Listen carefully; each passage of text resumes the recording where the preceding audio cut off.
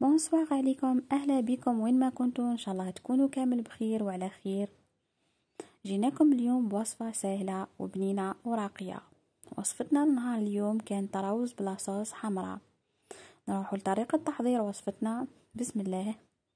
نحتاجوا لاصوص تاع الراوز تاعنا: بصل مرابي، ثوم مرابي، زيت، شوية ملح، طماطم مصبرة، طماطم كعب اذا متوفرة، زرودية كنا رحيناها. هنا نحطو دجاج ولا لحم تاع خروف ولا مرقعز اللي متوفر.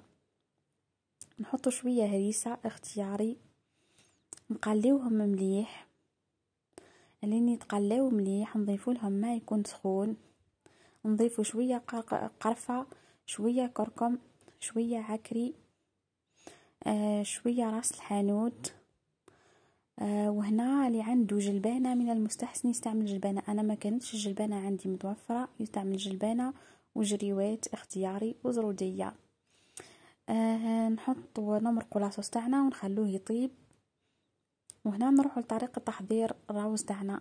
ننقعوه في الماء، بعد ما غلى الماء تاعنا نضيفوا له زيت شوية ملح.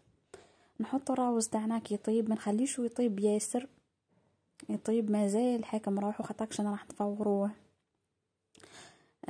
نخرجوه من الماء ونحطوه يفور. بعد ما يفور نحطو فيه الزبدة وهو سخون، ونخلو لاصوص تاعنا كي يطيب يعقد مليح.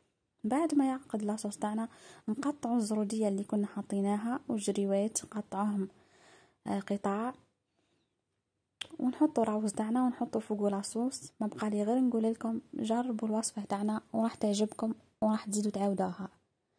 وما بقى لي غير نقول لكم ما تنسوناش باللي جيم ولي كومونتير تاعكم. بون ابيتي.